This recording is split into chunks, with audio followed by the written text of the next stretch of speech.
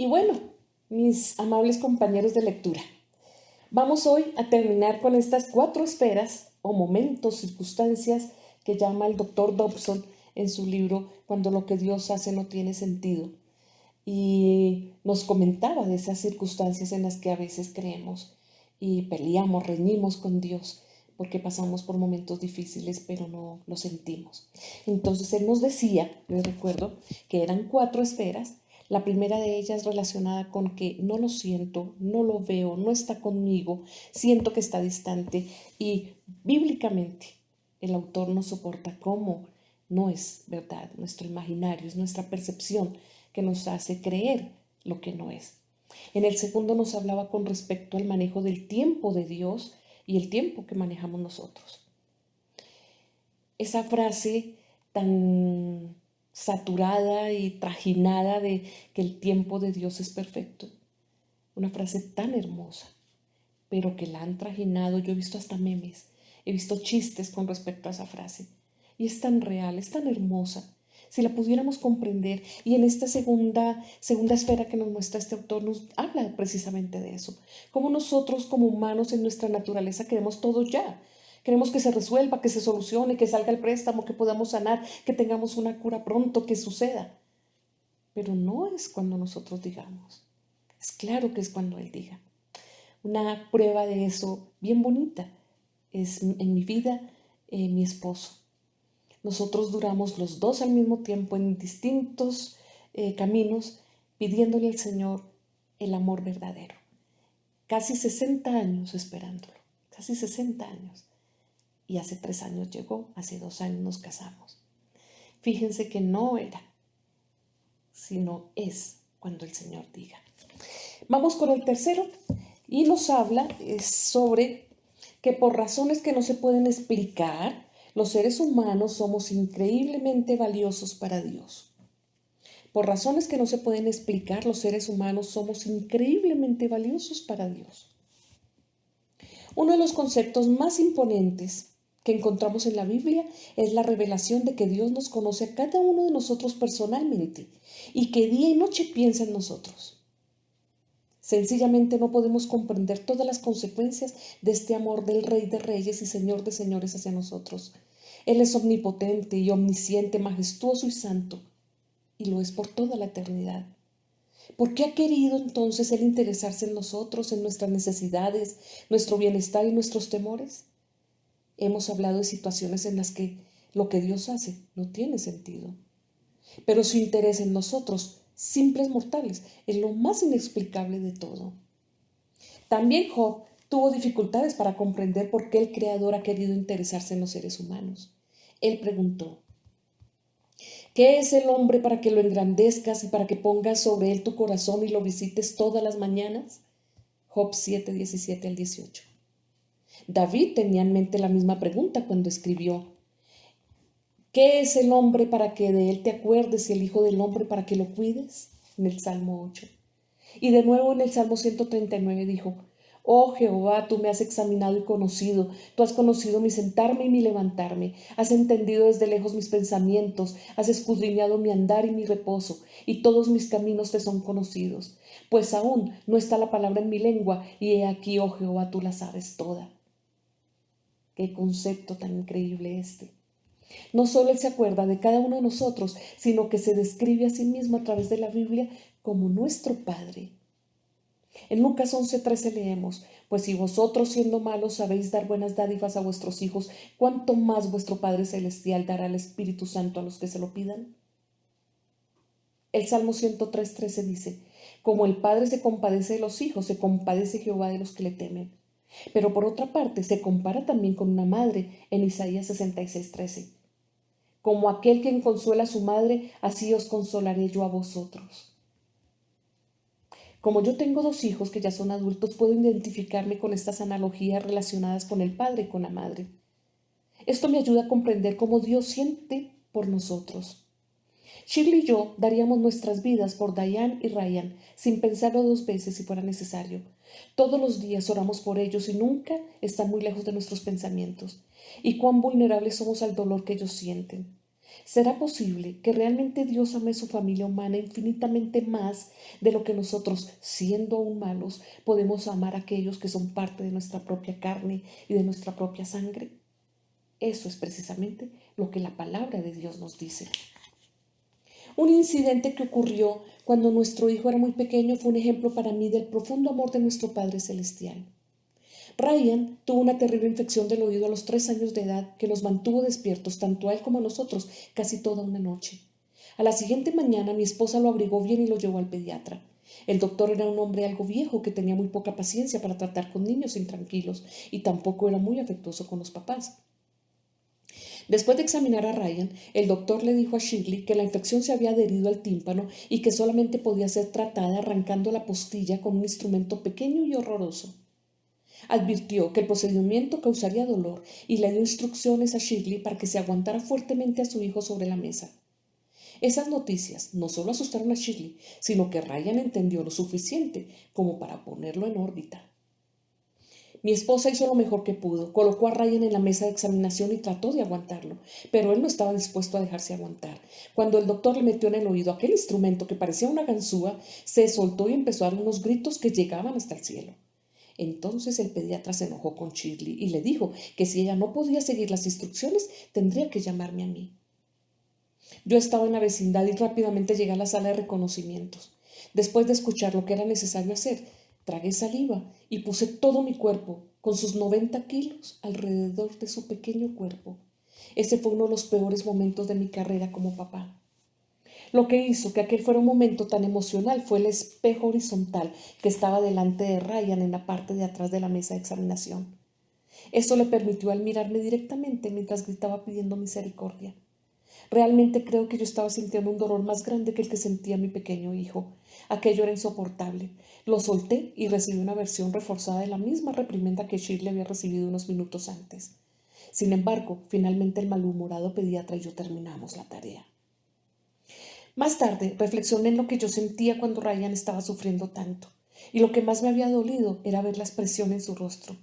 Aunque estaba gritando y no podía hablar, me estaba hablando con sus grandes ojos azules y me decía: papi, ¿por qué me estás haciendo esto? Yo creía que me amabas. Nunca pensé que me harías algo como esto. ¿Cómo has podido? Por favor, deja de hacerme daño. Yo no podía explicarle a Ryan que su sufrimiento era necesario para su propio bien, que yo estaba tratando de ayudarlo, que era mi amor hacia él lo que me obligaba a aguantarlo sobre esa mesa. ¿Cómo podía hablarle yo de mi compasión en aquel momento? Con gusto habría tomado su lugar si hubiera podido, pero en su mente inmadura yo era un traidor que cruelmente lo había abandonado.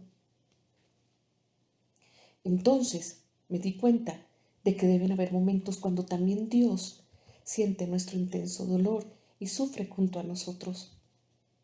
¿No será esa una de las características de un Padre cuyo amor es infinito? ¿Cómo debe sufrir Él cuando en nuestra confusión decimos: ¿cómo pudiste hacer esta cosa tan terrible, Señor? ¿Por qué tenías que hacérmelo a mí? Yo creía que podía confiar en ti, pensaba que tú eras mi amigo. ¿Cómo puede explicarnos Él, teniendo en cuenta nuestras limitaciones humanas, que nuestro sufrimiento es necesario y que tiene un propósito, que hay respuestas a las tragedias de nuestras vidas? Me pregunto si Él espera anhelosamente el día cuando podrá hacernos entender lo que ocurría cuando estábamos en nuestros momentos de prueba. Me pregunto si Dios medita en nuestras aflicciones. Algunos lectores tal vez duden que un Dios omnipotente que no tiene debilidades ni necesidades sea vulnerable a esta clase de sufrimiento vicario. Nadie puede estar seguro de esto. Pero nosotros sabemos, tenemos la certeza que Jesús experimentó toda una serie de emociones humanas y en una ocasión Él le dijo a Felipe: el que me ha visto a mí ha visto al Padre. Juan 14:9. Recuerde que Jesús se estremeció en espíritu y se conmovió cuando María estaba llorando por la muerte de su hermano Lázaro. También Jesús lloró por la ciudad de Jerusalén mientras las miraba y hablaba de los sufrimientos que habría de experimentar el pueblo judío. Igualmente se nos dice que ahora el Espíritu Santo intercede por nosotros con gemidos indecibles, en Romanos 8:26.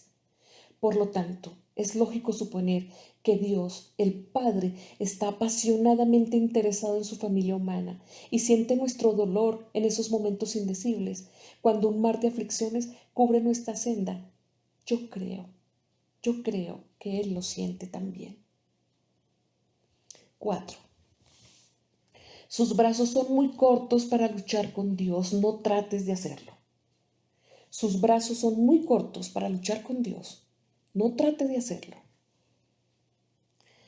Hace algunos años había una obra teatral en Broadway titulada Sus brazos son muy cortos para luchar con Dios. Yo nunca la vi, pero estoy de acuerdo con la premisa que está detrás del título. Nuestras capacidades intelectuales son muy deficientes para que vayamos a poder discutir con nuestro Creador. No, difícilmente podemos reunir los requisitos para ser dioses, ni siquiera dioses insignificantes. A pesar de nuestros intensos esfuerzos por comprendernos a nosotros mismos, hemos aprendido muy poco acerca de cómo vivir juntos armoniosamente o qué es lo que nos mueve a comportarnos como lo hacemos. Los psicólogos y psiquiatras seculares más capacitados y respetados aún creen que el ser humano es básicamente bueno y que solamente aprende a hacer lo malo debido a influencias de la sociedad.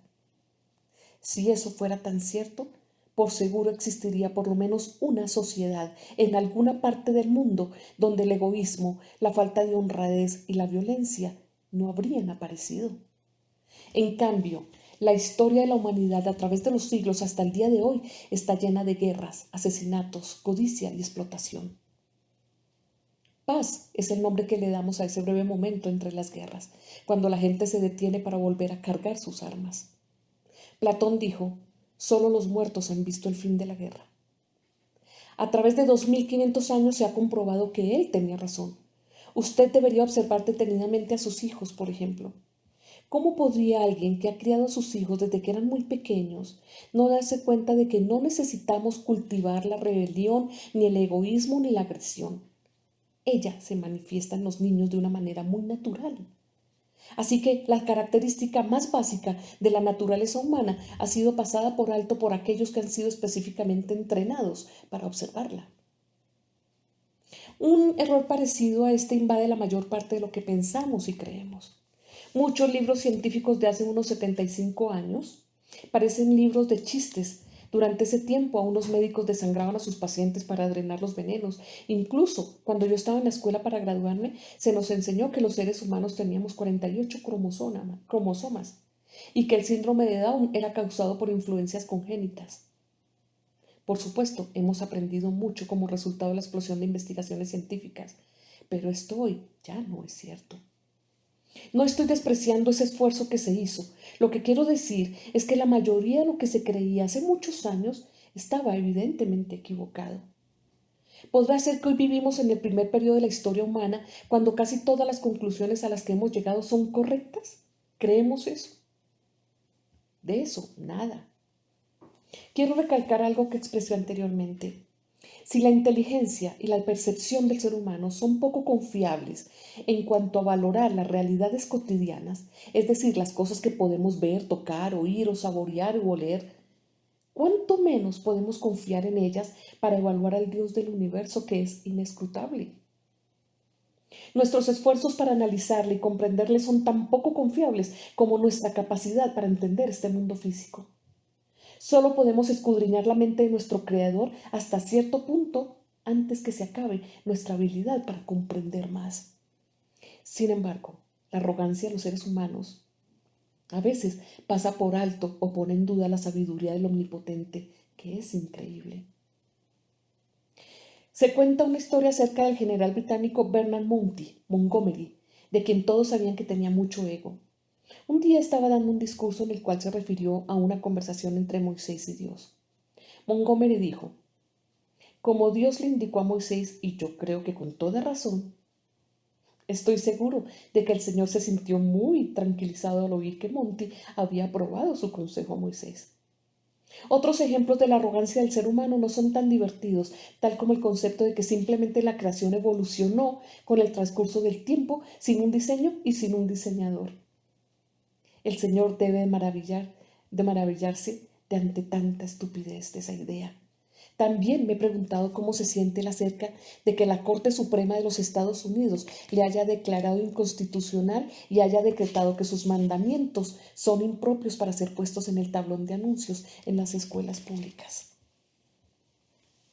Job trató de interrogar a Dios y como respuesta le fue dada una enfática lección de historia. Preste atención, especialmente a la primera oración que salió de la boca del Señor en Job 38 del 2 al 7. ¿Quién es ese que oscurece el consejo con palabras sin sabiduría? Ahora ciñe como varón tus lomos, yo te preguntaré y tú me contestarás.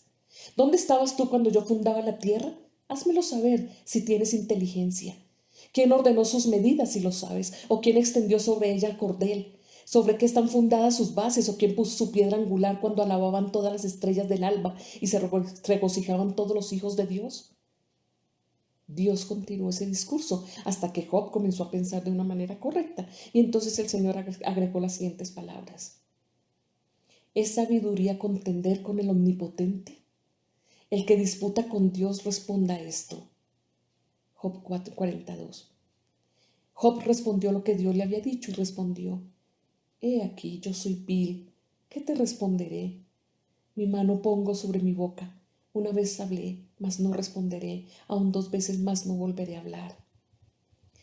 Algunas veces en mi vida he cometido el mismo error que cometió Job, exigiendo respuestas de Dios. Una de esas ocasiones aún me hace sentir avergonzado hoy. Es demasiado personal para relatarla detalladamente, solo diré que fue algo que yo deseaba que el Señor hiciera por mí, que yo creía que me hacía mucha falta. Parecía que lo que yo quería estaba de acuerdo con su palabra, así que me propuse asegurarme de que mi oración fuera contestada. Oré todos los días, por semanas, suplicándole a Dios que me concediera mi petición, que parecía ser tan insignificante. Verdaderamente durante este periodo de oración me mantuve sobre mi rostro delante de Él. Sin embargo, Dios me dijo muy claramente, no. Y sin darme ninguna explicación, y sin disculparse, sencillamente me cerró la puerta. Al principio me sentí herido y luego me enojé. Yo sabía más que eso, pero me sentí tentado a decirle con sarcasmo, pues habría sido mucho problema para ti que hubieras tomado unos momentos de tu día tan ocupado para oír el clamor de este siervo. No dije estas palabras, claro, pero no pude evitar sentirme como me sentía y me sentía realmente abandonado por él. Bueno, pasaron 2 años y mis circunstancias cambiaron radicalmente. El asunto por el que había orado empezó a verse muy diferente y finalmente me di cuenta de que habría sido una verdadera desgracia si el Señor me hubiera concedido esa petición. Él me amó lo suficiente como para no darme lo que yo le había pedido, aun cuando había estado exigiéndole que hiciera las cosas como yo quería. Otros han vivido, pero para luego arrepentirse de lo que le habían pedido a Dios. Conocí a una jovencita que se enamoró locamente de un Romeo adolescente y le rogó a Dios que moviera su corazón en la dirección de ella. Su petición fue negada terminantemente. 35 años después se volvieron a encontrar y ella se quedó totalmente sorprendida al ver que el maravilloso hombre varonil que ella recordaba se había convertido en un individuo de mediana edad, inmotivado, barrigón e insoportable. Al verlo, se acordó de la oración que había hecho cuando era jovencita y dijo en voz baja, gracias, Señor. Lo cierto es que la mayoría de nuestras frustraciones espirituales no terminan con nuestras mentes habiendo sido iluminadas y diciendo, oh, ahora me doy cuenta de lo que estabas haciendo, Señor, sencillamente tenemos que archivarlas. Tenemos que de verdad archivarlas. En una clasificación que diga cosas que no entiendo y dejarlas ahí archivadas. En esa clase de situaciones debemos estar agradecidos porque Él hace lo que es mejor para nosotros. Contradiga o no contradiga nuestros deseos. Incluso un padre razonablemente bueno algunas veces le dice no a las exigencias de sus hijos. Lo que he tratado de decir, aunque de una manera un poco confusa, es que nuestra opinión de Dios es muy pequeña, que nosotros los mortales no podemos ni siquiera imaginarnos la grandeza de su poder y de su sabiduría. Él no es simplemente el hombre que está allá arriba, o el gran conductor del cielo, o alguna clase de mago que hará a nuestro favor lo que nosotros queramos si decimos las palabras apropiadas. No, no nos atrevamos a empequeñecer a aquel de quien se dijo, bendito seas tú, oh Jehová, Dios de Israel, nuestro Padre, desde el siglo y hasta el siglo. Tuya es, oh Jehová, la magnificencia y el poder, la gloria, la victoria y el honor, porque todas las cosas que están en los cielos y en la tierra son tuyas. Tuyo, oh Jehová, es el reino, tú eres el sexo sobre todo. Las riquezas y la gloria proceden de ti, y tú dominas sobre todo. En tu mano está la fuerza y el poder, y en tu mano el hacer grande y el dar poder a todos. Ahora pues, Dios nuestro, nosotros alabamos y loamos tu glorioso nombre. Primera de Crónicas 29, del 10 al 13. Si de veras comprendiéramos la majestad del Señor y la profundidad de su amor hacia nosotros, indudablemente aceptaríamos esas ocasiones cuando Él desafía la lógica y las sensibilidades humanas. En realidad, eso es lo que nosotros debemos hacer. Cuente con que a lo largo del camino tendrán experiencias que lo dejarán perplejo. Deles la bienvenida como a sus amigas, como oportunidades para que su fe crezca. Manténgase firme en su fe. Recuerde que sin fe no podemos agradar a Dios. No sucumba ante la barrera de la traición, que es la herramienta más eficaz de la que Satanás utiliza contra nosotros. En cambio, guarde sus preguntas para el momento cuando podrá tener una larga conversación con el Señor en el otro lado y después prosiga hacia la meta. Cualquier otro modo de actuar sería imprudente, porque nuestros brazos son muy cortos para luchar con Dios. Qué bonito texto este. Les había dicho que solo íbamos a leer una parte y creo que ya con esto quedamos muy antojados. En el índice vemos que van a haber preguntas y respuestas, el principio de la adversidad, que la fe debe ser firme y cuál es la paga del pecado. Y termina con más preguntas y respuestas que da el doctor James Dobson. Él es un psicólogo con más de 20 libros. Y bueno, esperemos qué nuevo texto nos da el Señor para que leamos juntos.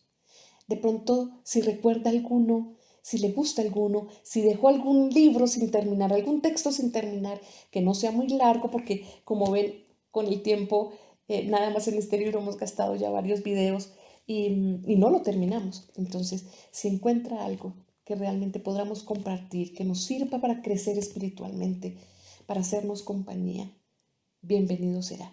Solamente sugiéralo y nosotros, por supuesto que lo haremos juntos. Muchas gracias. Muchas gracias por estar conmigo. Hasta pronto.